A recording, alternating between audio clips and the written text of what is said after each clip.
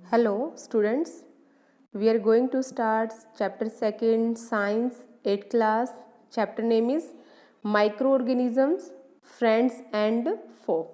Friend कैसे हैं, फो कैसे हैं, क्या मतलब है इसका। माइक्रो ऑर्गेनिज्म का मतलब है सूक्ष्म जीव, सूक्ष्म मतलब छोटे जीव। फ्रेंड मतलब हमारे किस तरह से हेल्प करते हैं, कैसे हमारे मित्र हैं।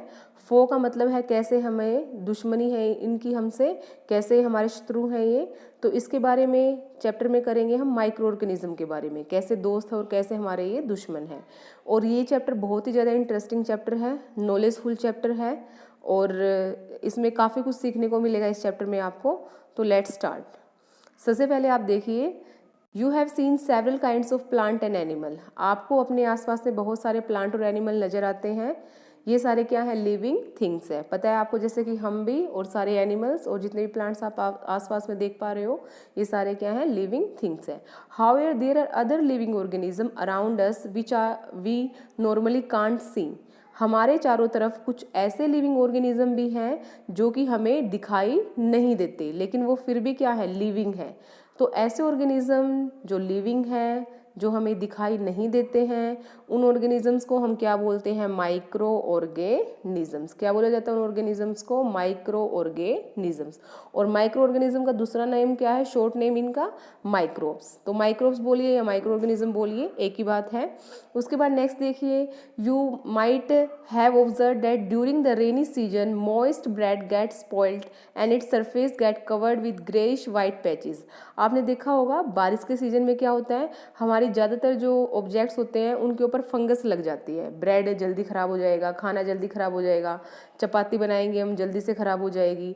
तो रेनी सीजन के अंदर क्या होगा, ऐसा क्या है कि जो हमारी ब्रेड वगैरह है वो जल्दी से ख़राब हो जाते हैं। और जो ब्रेड के ऊपर जो ग्रेइश वाइट कलर के जो पैचेस आपको नज़र आते हैं, एक्चुअली में वो क्या है, फंगस है। और फंगस क्या है, एक तरह का माइक्रो ऑर्गेनिज्म जो क्या करता है, हमारी ब्रेड को ख़राब कर देता है। अब आप बोलेंगे कि ये जो फंगस है ये कहाँ से आया हमारे ब्रेड के ऊपर, जिसने कि ब्रेड को ख़राब किया।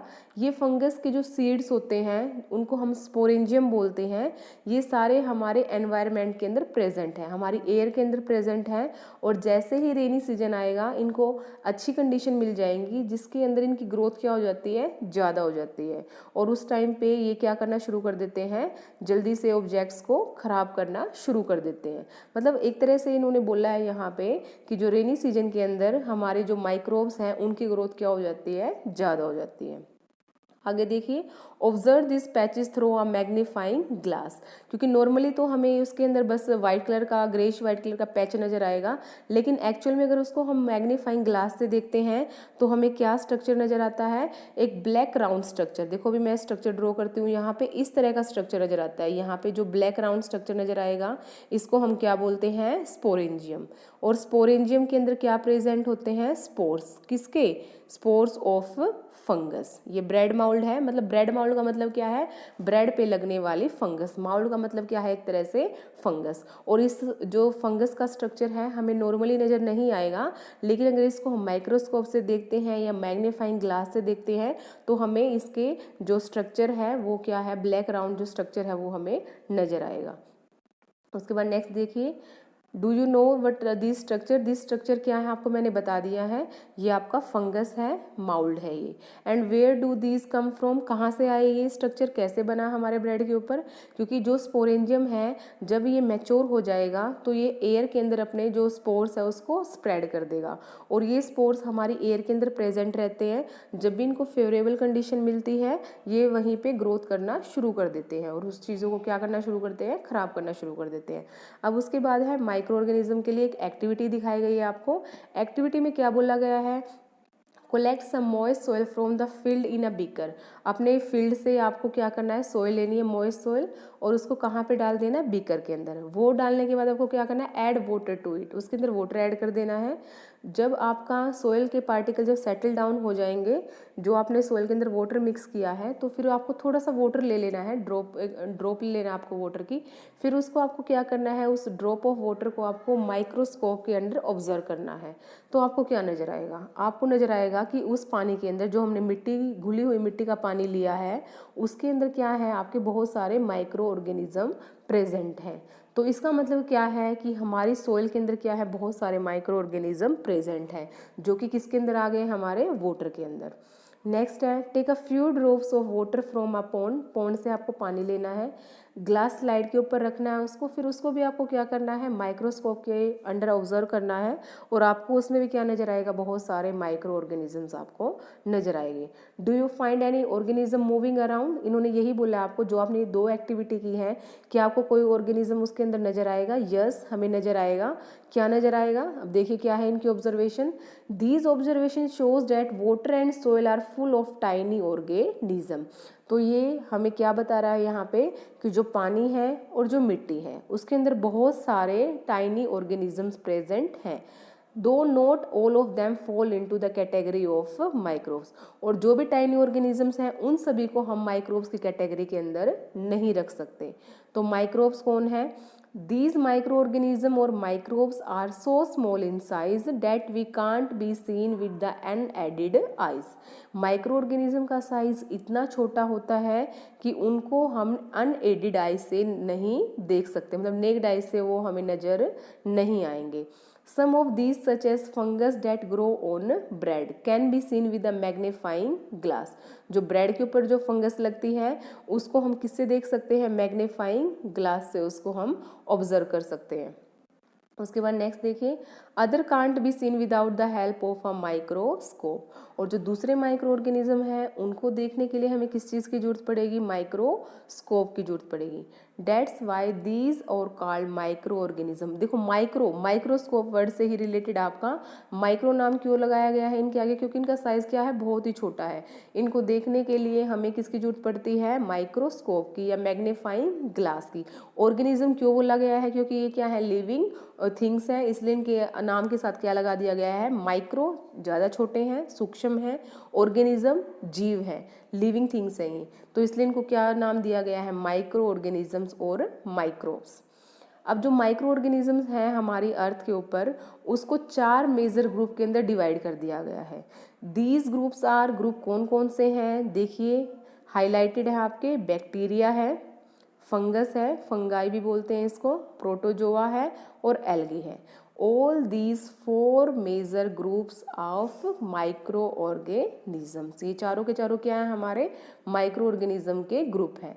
जैसे कि अब आपसे क्वेश्चन किया जाए, फर्स्ट क्वेश्चन है आपका कि माइक्रो ऑर्गेनिज्म है क्या, सेकंड क्वेश्चन क्या बनता है आपका कि जो माइक्रो ऑर्गेनिज्म है उसको कितने ग्रुप के अंदर क्लासीफाई किया गया है। फिर नेक्स्ट क्वेश्चन आपका, उन ग्रुप्स के नाम लिखिए जिसके अंदर माइक्रो ऑर्गेनिज्म को क्लासीफाई किया गया है, bacteria, fungus, protozoa and algae. अभी आपको इनके मैं पिक्चर दिखाती हूँ, बैक्टीरिया, फंगस, प्रोटोजोआ और एल्गी। अब सबसे पहले देखिए, आपको जो ये आपको स्क्रीन पे नज़र आ रहा है, ये किसके हैं, आपके स्ट्रक्चर बैक्टीरिया के। ये दोनों क्या हैं, आपके बैक्टीरिया, ये भी आपके बैक्टीरिया हैं और ये भी क्या है, आपके बैक्टीरिया। ये फोटो हमें ऐसे नज़र नहीं आई है, इसको किससे देख के बनाया गया, माइक्रोस्कोप से इनके स्ट्रक्चर को चेक किया गया है, फिर जाके स्ट्रक्चर आपके सामने ड्रॉ किया गया है। ये नेक्स्ट है, उसके बाद आपको ये क्या नज़र आ रहे हैं, ये नीचे देखिए क्या लिखा हुआ है, एल्गी। अभी मैंने आपको बताया था ना 4 मेजर ग्रुप है, बैक्टीरिया है, एल्गी है, फंगस है और प्रोटोजोआ है। बैक्टीरिया का फोटो हमने देख लिया है। अभी देखिए एल्गी, एल्गी के 2 नाम दिए गए हैं यहाँ पे, क्लेमाइडोमोनाज और स्पायरोगायरा। नाम याद रखेंगे आप, क्लेमाइडोमोनाज एंड स्पायरोगायरा।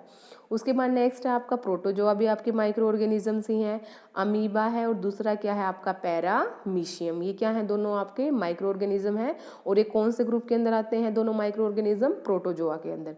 उसके बाद नेक्स्ट देखिए फंजाई, फंजाई में क्या क्या है, ब्रेड माउल्ड। ब्रेड माउल्ड ये वही है जो भी हमने जो ब्रेड पे फंगस लगती है उसकी बात की थी, ब्रेड माउल्ड और पेनिसिलियम और एस्फरगिलस, ये सारे किसके एग्जाम्पल हैं हमारे, These are the example of micro organisms. Micro organism में फंगस भी कर लिया हमने, एल्गी भी कर लिया हमने, बैक्टीरिया कर लिया है और हमारा प्रोटोजोआ। उसके बाद ये फोटो देखिए आप, ये फोटो है आपके वायरस की। देखो वायरस को हमने लिविंग और नॉन लिविंग थिंग के बीच की उसके अंडर काउंट किया जाता है, उसके बीच में माना जाता है। ना तो इसको हम प्रॉपरली लिविंग मान सकते हैं, ना ही इसको हम नॉन लिविंग मान सकते हैं। जैसे होता क्या है वायरस के अंदर, जब तक ये सेल के बाहर है तब तक तो है ये नॉन लिविंग, जैसे ही इनको कोई भी सेल मिला, कोई भी लिविंग थिंग्स या कोई भी लिविंग सेल मिलता है इनको, चाहे वो प्लांट का हो, एनिमल का हो या ह्यूमन बींग्स का हो, तो उस सेल के अंदर ये क्या करना शुरू कर देते हैं, रिप्रोडक्शन करना शुरू कर देते हैं, अपनी जनसंख्या को बढ़ाना शुरू कर देते हैं। तो ये वायरस क्या है, जब तक शरीर के बाहर है तो नॉन लिविंग है, और जैसे ही शरीर के अंदर एंटर किया तो शरीर के अंदर ये क्या करते हैं, जो भी लिविंग सेल है उसका जो भी मशीनरी है उसको यूज़ करेंगे ये, उसके मैकेनिज्म को यूज़ करेंगे ये, और फिर जाके अपने जो नंबर है उसको क्या करना शुरू करते हैं, मल्टीप्लाई करना शुरू कर देते हैं।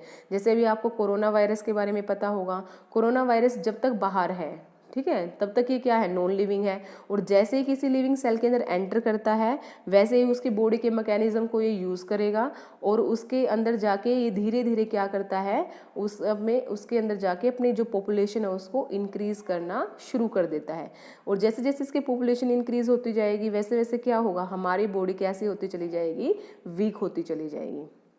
तो वायरस को हम माइक्रोस्कोप से ही देख पाते हैं क्योंकि उसका साइज़ क्या है, बहुत ही छोटा है, माइक्रोस्कोपिक है आपका वायरस, लेकिन इसको हम माइक्रो ऑर्गेनिज्म में काउंट नहीं करते। ये एक अलग ही ग्रुप है वायरस का, लेकिन इसको हम माइक्रो ऑर्गेनिज्म में काउंट नहीं करेंगे, लेकिन माइक्रोस्कोपिक है ये क्योंकि इसका साइज़ क्या है, बहुत ही स्मॉल है।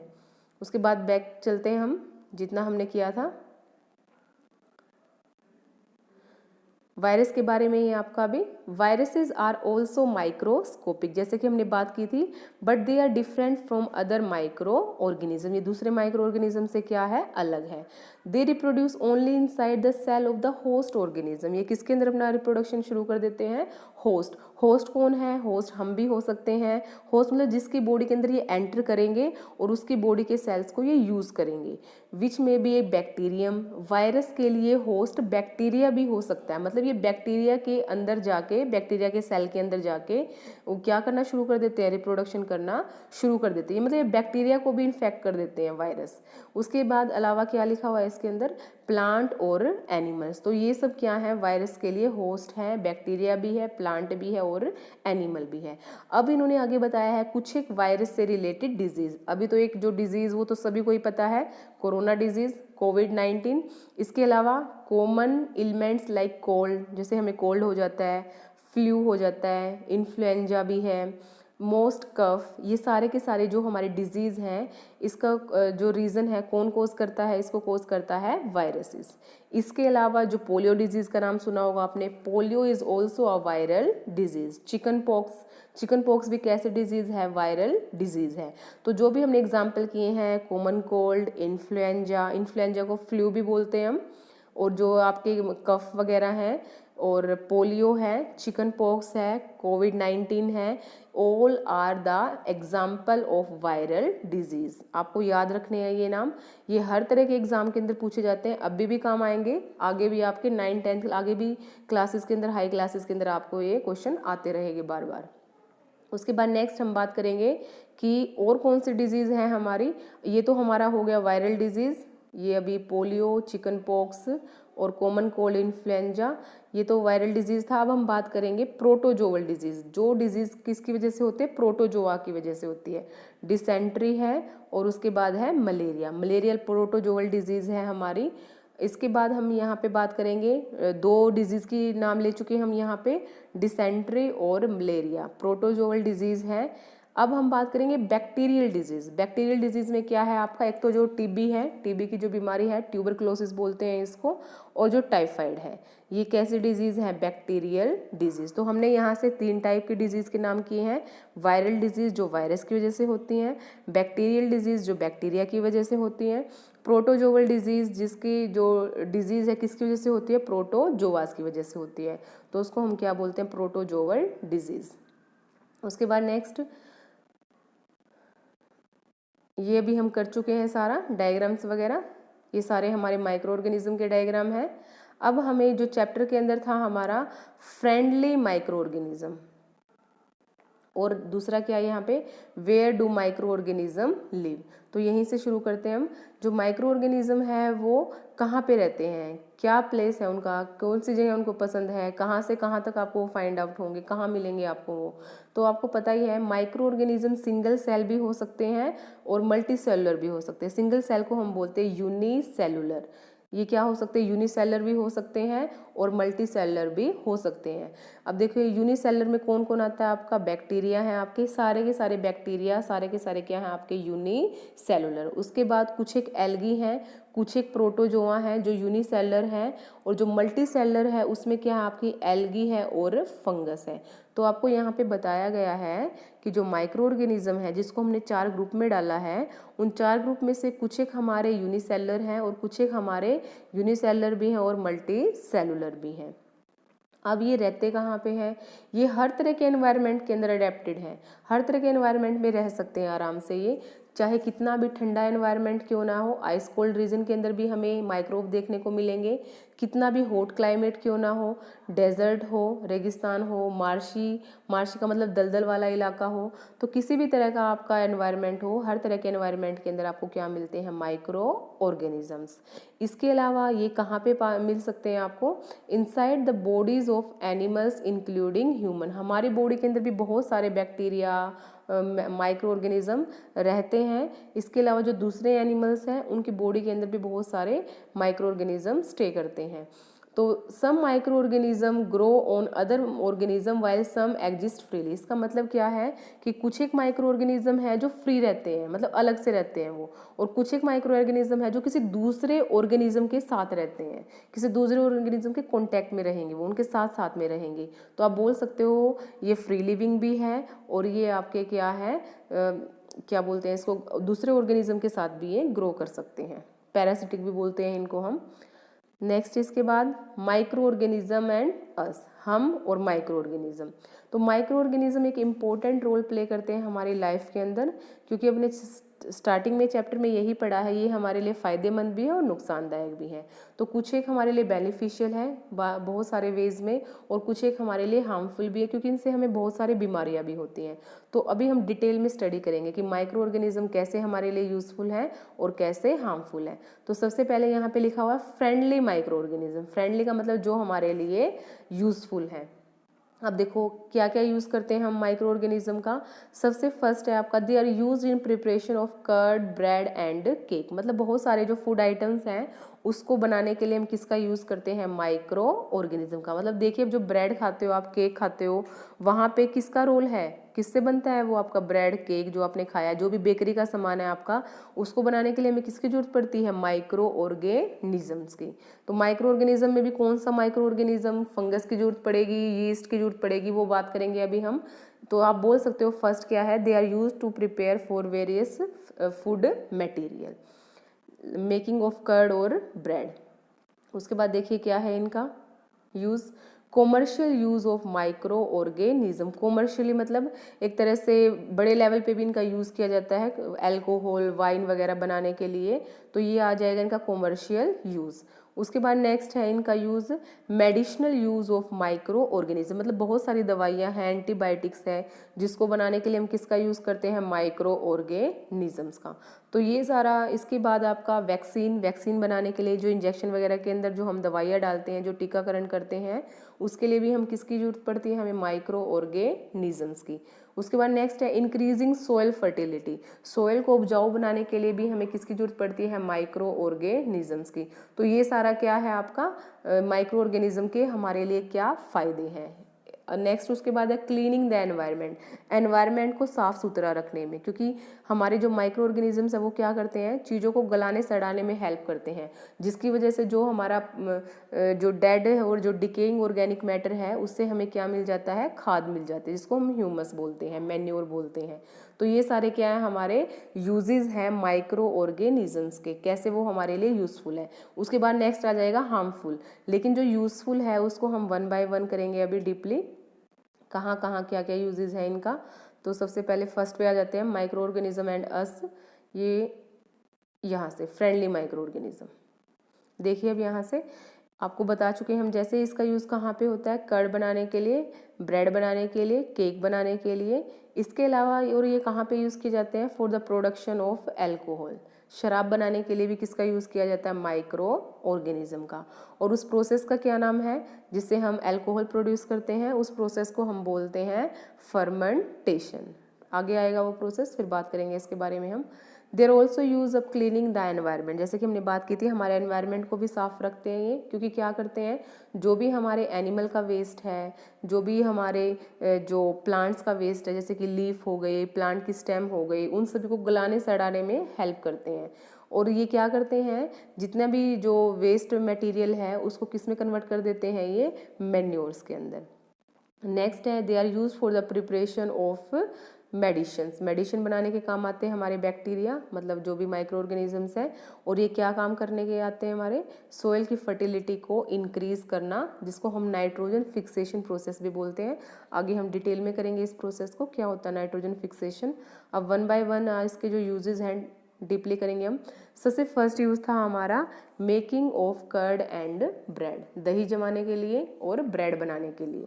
तो सबसे पहले देखिए, आपको पता ही होगा जो हमारा मिल्क है उसके अंदर क्या प्रेजेंट होता है, लैक्टोबैसिलस बैक्टीरिया। और वो लैक्टोबैसिलस बैक्टीरिया क्या करता है, हमारा जो मिल्क है उसको किस में कन्वर्ट कर देता है, कर्ड के अंदर।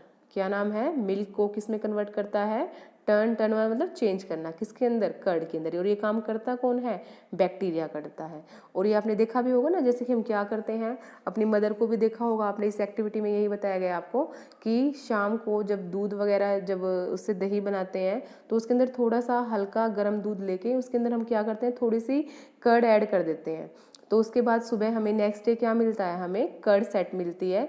तो ये काम करता कौन है, माइक्रो ऑर्गेनिज्म। और उस माइक्रो ऑर्गेनिज्म का नाम क्या है, लैक्टोबैसिलस बैक्टीरिया। क्या नाम बताया आपको, लैक्टोबैसिलस। ये फायदा हो गया ना हमारे पास बैक्टीरिया का, मतलब एक तरह से माइक्रो ऑर्गेनिज्म का यूज हो गया कि अगर ये नहीं होंगे तो क्या होगा, हम कर्ड नहीं बना पाएंगे।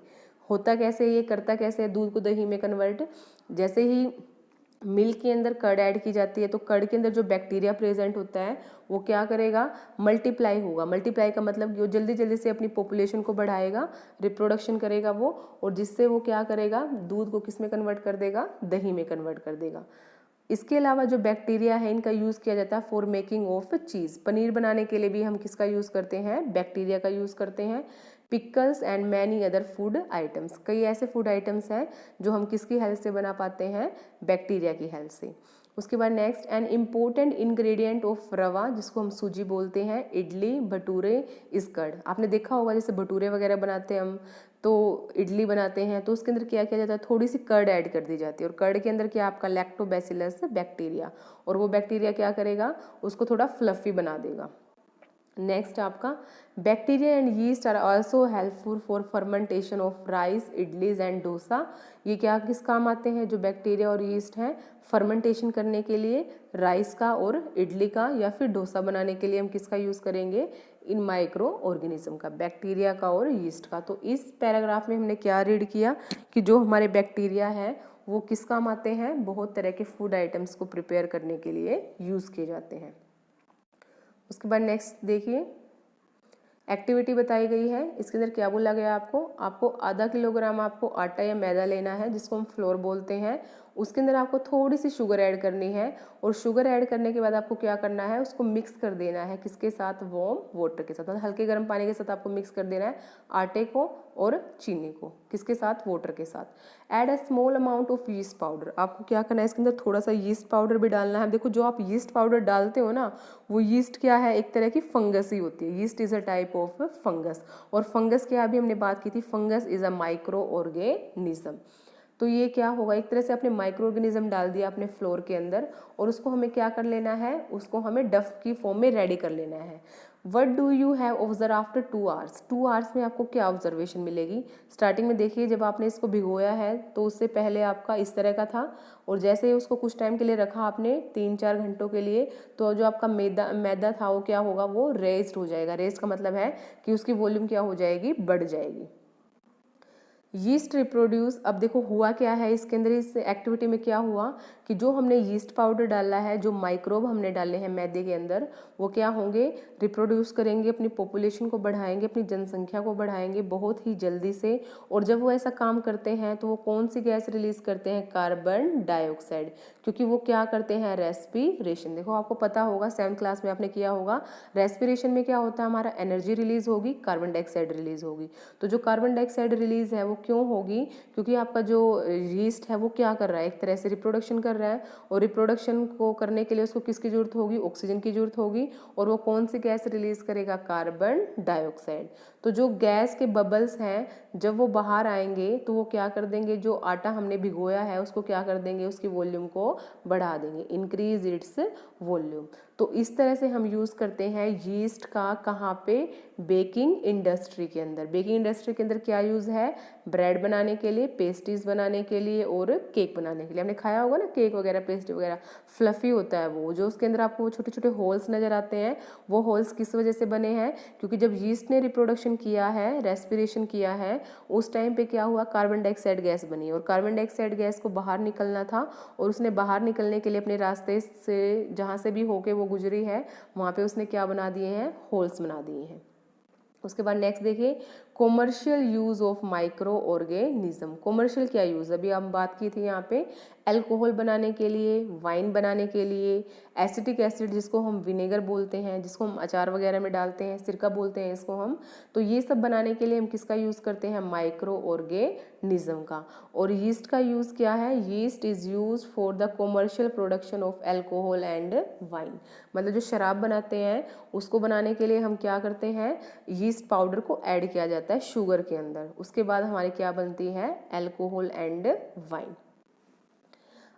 अब देखो किस किस चीज़ से बना सकते हैं हम अल्कोहल और वाइन, नेचुरल शुगर का यूज़ कर सकते हैं, ग्रेन से बना सकते हैं, barley, wheat, rice, crust, fruit juice, मतलब इन सभी चीज़ों का यूज़ करके हम क्या बना सकते हैं, व्हीट का यूज़ करके, बार्ले का यूज़ करके अल्कोहल और वाइन। अब एक्टिविटीज से बताया गया आपको कैसे बनाएंगे हम, take 500 ml beaker up to 3/4 और विद वाटर। हमें एक 500 ml का बीकर लेना है, कंटेनर लेना है, उसका थर्ड पार्ट मतलब उसका टोटल 4 पार्ट में से जो उसका तीसरा हिस्सा है उसको हमें पानी से फिल कर लेना है।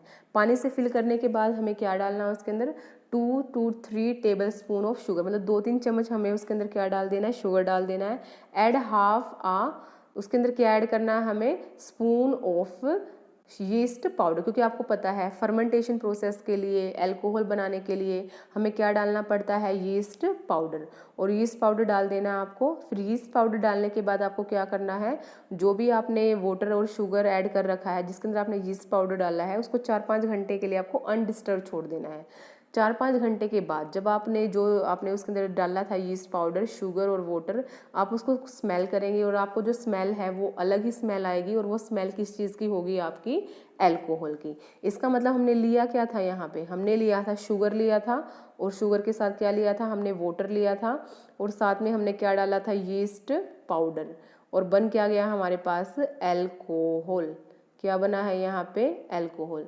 तो इस प्रोसेस में जहाँ से शुगर से अल्कोहल बनाया जाता है यीस्ट पाउडर डाल के, इस प्रोसेस को बोलते क्या है हम, फर्मेंटेशन। इम्पोर्टेंट है ये टर्म, मोस्ट इम्पोर्टेंट। क्या बोलते हैं इस टर्म को हम, फर्मेंटेशन। ये दिख रहा है आपको सामने, fermentation, the process of conversion of sugars into alcohol by the use of yeast powder. देखो अपने आप से शुगर अल्कोहल में घर पे रखते हैं हम शुगर, क्या वो अल्कोहल बन जाएगा क्या अपने आप, नहीं। शुगर को अल्कोहल में कन्वर्ट करने के लिए हमें क्या डालना पड़ेगा, यीस्ट पाउडर। जो सबसे पहले ये प्रोसेस है फर्मेंटेशन का, जहाँ पे शुगर से अल्कोहल बनाने का काम किया था, ये किसने किया था, लुईस पाश्चर ने। और कब किया था ये, 1857 में, और इन्होंने इस टर्म को नाम दिया था फर्मेंटेशन। उसके बाद नेक्स्ट है आपका medicinal use of micro organism. Medicinal क्या यूज़ है आपके माइक्रो ऑर्गेनिज्म का, मेडिसिनल मतलब दवाइयाँ वगैरह बनाने में भी आपके माइक्रो ऑर्गेनिज्म को यूज़ किया जाता है। आपने सुना होगा एंटीबायोटिक्स के बारे में। एंटीबायोटिक्स क्या है, एक तरह से दवाइयाँ हैं। ये हमारे पास इंजेक्शन की फॉर्म में भी अवेलेबल है और ये हमारे पास टैबलेट की फॉर्म में भी अवेलेबल है।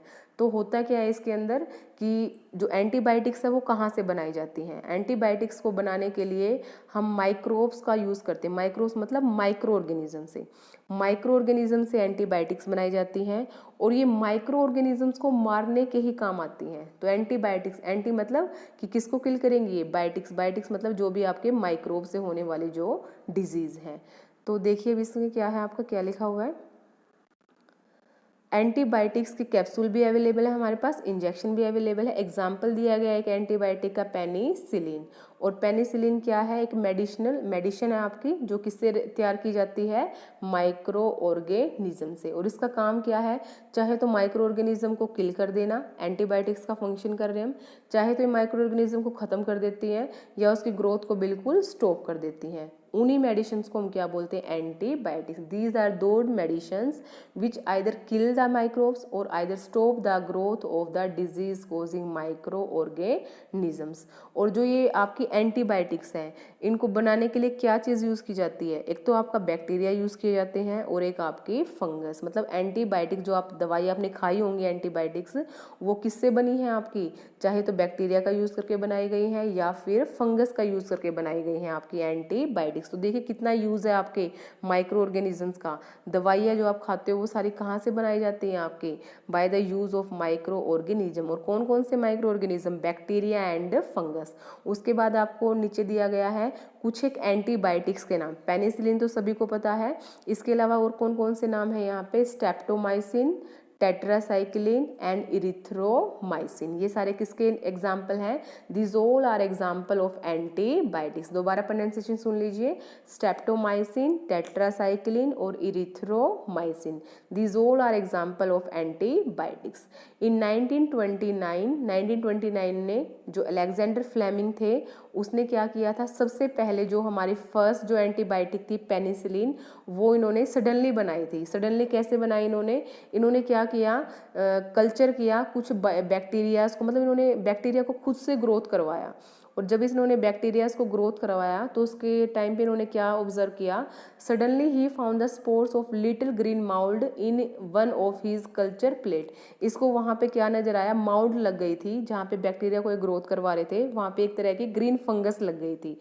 और ग्रीन फंगस ने क्या किया, जैसे वो ग्रीन फंगस लगी उन बैक्टीरिया के ऊपर, आगे उन बैक्टीरिया की जो ग्रोथ थी वो स्टॉप हो गई। इसका मतलब ग्रीन फंगस ने क्या किया, उन बैक्टीरिया को किल कर दिया। वहाँ से इनको आइडिया मिला कि जो फंगस है वो क्या कर सकती है, एक तरह का माइक्रो ऑर्गेनिज्म है फंगस, और वो दूसरी तरह के माइक्रो ऑर्गेनिज्म जो कि बैक्टीरिया थे उनको उन्होंने क्या कर दिया, ख़त्म कर दिया। तो वहीं से पेनिसिलिन बनाने की क्या हुई थी, शुरुआत हुई थी। वहीं से हमारी एंटीबायोटिक बनाने की एक नई शुरुआत हुई थी। मतलब जो आपकी पेनिसिलिन है, जो एंटीबायोटिक है, वो किसका यूज़ करके बनाई गई थी, माउल्ड। माउल्ड क्या है, एक तरह की फंगस। उसके बाद नेक्स्ट देखिए, और ये क्या है आपकी कॉमनली नोन एंटीबायोटिक पेनिसिलिन है आपकी। Antibiotics are manufactured by growing specific microorganism and are use to cure a variety of disease. इनका यूज़ क्या होता है, बहुत सारी तरह की जो डिजीज़ हैं, वैरायटी ऑफ डिजीज़, उनको क्योर करना। कई बार क्या किया जाता है, जो एंटीबायोटिक्स हैं उनको मिक्स कर दिया जाता है फीड ऑफ लाइव स्टॉक। जो भी हमारे कैटल्स वगैरह होते हैं उनके खाने के अंदर एंटीबायोटिक्स को मिक्स कर दिया जाता है। जो पोल्ट्री होते हैं, जहाँ पे फार्म वगैरह होते हैं आपके, मुर्गा फार्म बोलते हैं जिसको हम, वहाँ पे भी क्या किया जाता है, उनके जो डाइट होती है उसके अंदर क्या मिक्स कर दिया जाता है, एंटीबायोटिक्स। और वो क्या करती हैं, इन लाइव स्टॉक को किससे बचाती है, वो माइक्रोबियल इन्फेक्शन इन एनिमल्स। जो एनिमल्स थे हमारे, उनके अंदर जो माइक्रोबियल इन्फेक्शन ना हो, इसलिए उनके जो खाना है उसके अंदर क्या ऐड कर दिया जाता है, एंटीबायोटिक्स। और एंटीबायोटिक्स हमारे अंदर भी जो डिजीज़ है उसको क्योर करती हैं, एनिमल्स के अंदर भी करती हैं। इसके अलावा जो हमारे प्लांट्स हैं, प्लांट्स की डिजीज़ को भी कंट्रोल कौन करता है, बहुत तरह की एंटीबायोटिक्स। उसके बाद नेक्स्ट इस पैराग्राफ में देखिए क्या बताया गया आपको, जो एंटीबायोटिक्स होती है वो हमें ऐसे ही नहीं लेनी चाहिए। एंटीबायोटिक्स हमें किसी प्रिस्क्राइब डॉक्टर या क्वालिफाइड डॉक्टर की एडवाइस पे ही लेनी चाहिए। और क्या ध्यान रखना आपको, जब भी आप कोई भी एंटीबायोटिक खाते हो आपको फुल कोर्स करना है। अगर डॉक्टर ने बोला है इसको कि 3 टैबलेट खानी है या 5, जितना भी इसका कंप्लीट कोर्स है आपको कंप्लीट खाना है। ये नहीं है कि आपने 1 टैबलेट खा ली और बाकी 3-4 को छोड़ दिया, नहीं, क्योंकि वो जितना नुकसान करेगी वो बहुत ज़्यादा होगा हमारे हेल्थ के लिए। अब देखा क्या लिखा हुआ है कि ना तो हमें कभी रॉन्ग डोज में लेना है, जितनी हमें बोली गई है हमें उतनी ही लेनी है।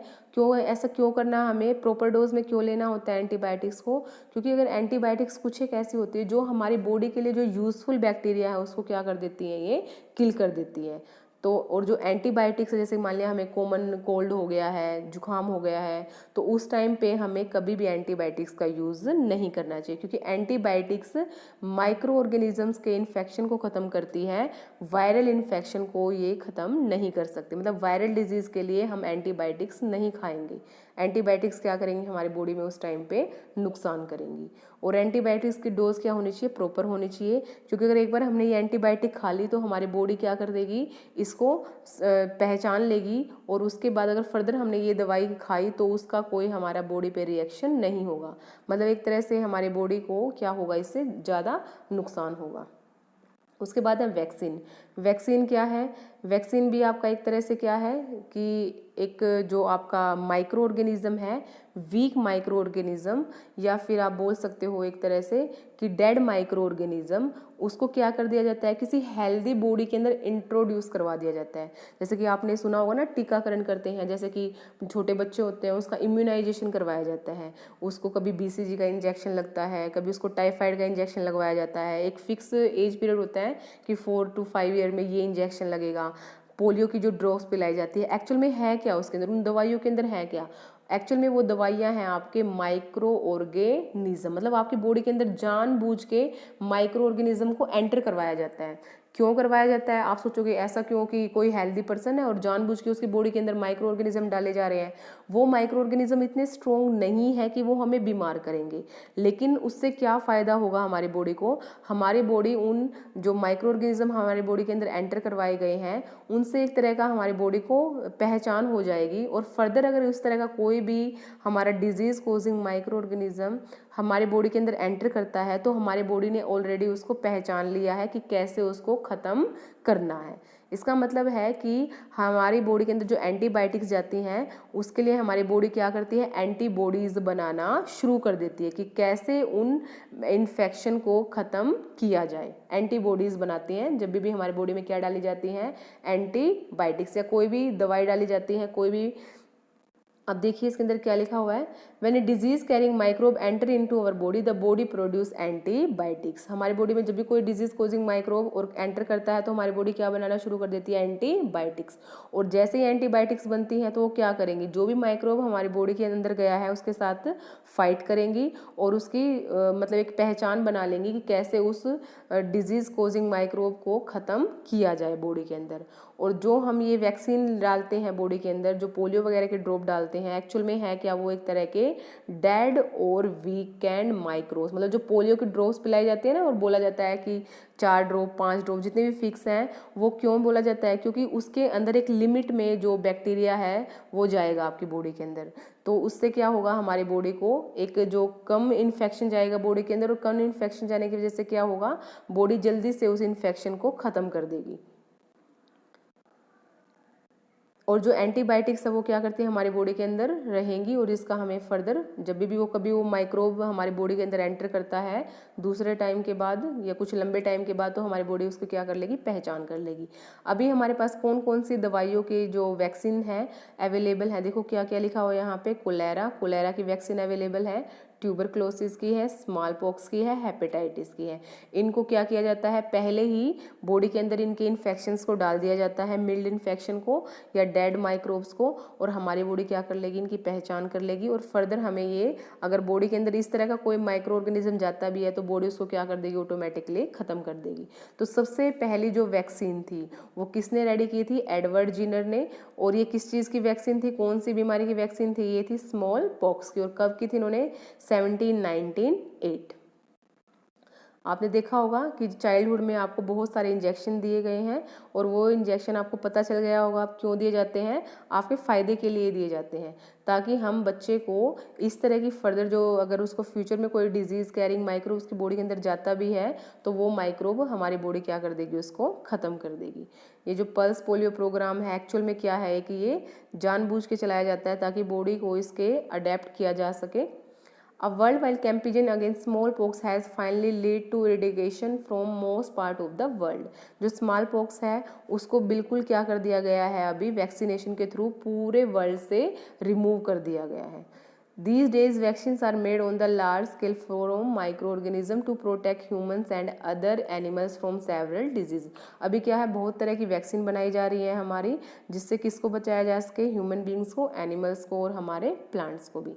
उसके बाद नेक्स्ट है आपका इंक्रीजिंग सोयल फर्टिलिटी। जो माइक्रो ऑर्गेनिज्म है वो क्या करते हैं, सोयल की फर्टिलिटी को बढ़ा देते हैं, क्योंकि क्या करते हैं वो, जो हमारे एटमॉस्फेयर के अंदर जो नाइट्रोजन है उसको किस फॉर्म में कन्वर्ट कर देते हैं, वो usable form which are used by our plants, usable form में कन्वर्ट कर देंगे, और जिसकी वजह से क्या हो जाएगा हमारा, उसको प्लांट उसको यूज़ करेंगे, और प्लांट यूज़ करेंगे तो क्या है, मतलब एक तरह से हमारे सोइल की क्या हो गई है, फर्टिलिटी इंक्रीज हो गई है। इसलिए इनको हम बैक्टीरियाज को क्या बोलते हैं, बायोलॉजिकल नाइट्रोजन फिक्सर्स भी बोलते हैं। नेक्स्ट है इसका क्लीनिंग द एनवायरनमेंट। हमारे एनवायरनमेंट को माइक्रो ऑर्गेनिज्म कैसे क्लीन करते हैं, आपने देखा होगा जो भी आपका किचन का वेस्ट है, प्लांट वेस्ट है, वेजिटेबल वेस्ट है, फ्रूट वेस्ट है, वो सारा क्या करते हो आप, उसको कलेक्ट करके और कहीं पे उसको डिस्पोज कर देते हो। और डिस्पोज करने के लिए हमने क्या कर लिया, एक पिट खोद ली है, एक गड्ढा खोद लिया है, उसके अंदर हमने जो भी वेस्ट है वो डाल दिया है। वेस्ट डालने के बाद कुछ दिनों के बाद, आफ्टर 1 वीक 2 वीक, आप चेक करेंगे जो भी आपने वेस्ट डाला था वो वेस्ट किस में कन्वर्ट हो गया है, मैन्योर में कन्वर्ट हो गया, एक तरह से खाद बन गया है। और वो खाद बनाया किसने है, उसको गलाया सड़ाया किसने है, उसको डिकम्पोज किसने किया है, उसको डिकम्पोज किया हमारे माइक्रो ऑर्गेनिजम्स ने। तो एक तरह से आप बोल सकते हो कि हमारा जो भी जितना भी वेस्ट है उसको एक तरह से निपटाने का काम कौन करता है, हमारे माइक्रो ऑर्गेनिज्म। अगर माइक्रो ऑर्गेनिज्म ये काम ना करे तो हमारी अर्थ के ऊपर बहुत सारा वेस्ट बढ़ जाएगा। तो माइक्रो ऑर्गेनिज्म का एक बहुत अच्छा रोल है हमारे एनवायरनमेंट को क्लीन करने के लिए। अब जैसे मान लिया अब आपके पास एक तो है आपका ऑर्गेनिक वेस्ट, ऑर्गेनिक में मतलब जो आपका वेस्ट गल सड़ जाए, जो प्लांट से वेस्ट मिले आपको, जो एनिमल का वेस्ट हो, उसको बोलते हैं हम ऑर्गेनिक वेस्ट। इनऑर्गेनिक में क्या आएगा, जैसे आपके पास प्लास्टिक है, आपके पास ग्लास है, मेटल्स हैं, ये क्या है, इनको हमारे बैक्टीरिया या फिर जो माइक्रो ऑर्गेनिज्म है इनको डिकम्पोज नहीं कर सकते। तो एक्टिविटी 2.5 में आपको यही बताया गया है कि आपको क्या करना है, आपको 2 पोर्ट लेने हैं, जिसके ऊपर एक के ऊपर आपको ए मार्क कर देना है, एक के ऊपर आपको बी मार्क करना है। एक में आपको बायोडिग्रेडेबल वेस्ट डालना है, प्लांट वेस्ट, और दूसरे में आपको प्लास्टिक की बोतल, ग्लास की बोतल, प्लास्टिक के टॉय डालने हैं। 3-4 वीक के बाद आपको ऑब्जर्व करना है। तो आपको क्या नजर आएगा, क्या डिफरेंस नजर आएगा आपको, कि जो आपका ए पोर्ट था जिसके अंदर आपने क्या डाला था, ऑर्गेनिक वेस्ट, वो तो क्या हो गया है, सारा का सारा डिकम्पोज हो गया है, और उससे क्या बन गया, आपका मैन्योर बन गया है। और वो मैन्योर बना कैसे है, by the action of micro organisms, micro organism की वजह से। और जो न्यूट्रिएंट है वो जो मैन्योर की फॉर्म में आपके पास न्यूट्रिएंट आए हैं, उसको दोबारा से कौन यूज़ कर लेगा, हमारे प्लांट्स यूज़ कर लेंगे। लेकिन जो हमारा पोर्ट बी था, जो दूसरा गमला था हमारा बी था, उसके अंदर जो बोतल वगैरह, प्लास्टिक वगैरह डाला था हमने, ग्लासेस डाला था, उसके अंदर हमें कोई चेंज नज़र नहीं आएगा। तो मतलब क्या है यहाँ पे, कि जो हमारे माइक्रो ऑर्गेनिज्म है वो उन पे एक्ट नहीं कर पाएंगे, उनको वो मैन्योर में कन्वर्ट नहीं कर पाएंगे। तो आगे बताया गया आपको कि बहुत सारे जो हमारा डेड ऑर्गेनिक मैटर है, जो डिकेइंग प्लांट हैं और जो डेड एनिमल्स हैं, वो कुछ टाइम के बाद डिसअपियर हो जाते हैं। जैसे कि कोई एनिमल मरा, उसको कुछ दिनों के बाद आपने ऑब्जर्व किया, वो क्या है, जहाँ पे आपने उसको देखा था वो वहाँ पे आपको दिखाई नहीं देगा, कहाँ गया वो एनिमल, जो डेड एनिमल था, जो प्लांट था, जो लीव्स वगैरह गिरे मिट्टी के ऊपर, कहाँ गए वो लीव्स, वो सारे कहाँ पे मिक्स हो गए, हमारी सोइल के अंदर। और वो किस तरह का वेस्ट है, ऑर्गेनिक वेस्ट। और जो हमारे माइक्रो ऑर्गेनिज्म है वो किसको डिकम्पोज कर सकते हैं, ओनली ऑर्गेनिक वेस्ट को। इसलिए ये क्या है, हमारे एनवायरनमेंट को क्या करते हैं, क्लीन करते हैं। ये सभी क्या किया हमने, कि माइक्रो ऑर्गेनिज्म क्या है, आज की वीडियो में माइक्रो ऑर्गेनिज्म के कितने हमारे टाइप्स हैं, 4 टाइप्स हैं, फिर उसके हमने डायग्राम चेक किए, फिर उसके बाद जो माइक्रो ऑर्गेनिज्म है हमारे फ्रेंड कैसे हैं, कैसे इससे हम फूड प्रोडक्ट बनाते हैं, कैसे वैक्सीन तैयार करते हैं, कैसे इससे हम एंटीबायोटिक्स बनाते हैं, कैसे ये एनवायरनमेंट को क्लीन करते हैं, क्या क्या रोल है इनका, कैसे इससे हम अल्कोहल प्रिपेयर करते हैं। तो ये सारा क्या था, यूजेस ऑफ माइक्रो ऑर्गेनिज्म, सारा क्या किया हमने, माइक्रो ऑर्गेनिज्म हमारे लिए कैसे हेल्पफुल है। नेक्स्ट वीडियो में करेंगे कैसे ये हमारे लिए हार्मफुल है, कैसे हमें बीमारियां करते हैं, क्या नुकसान है, प्लांट को क्या नुकसान है, एनिमल को क्या नुकसान है। और यहाँ तक जितने भी आपके शॉर्ट क्वेश्चन बनते हैं आप अच्छी तरह से उनको नोट कर लेंगे और अपनी एक यहाँ से क्या बना लेंगे, अपने नोट्स रेडी कर लेंगे।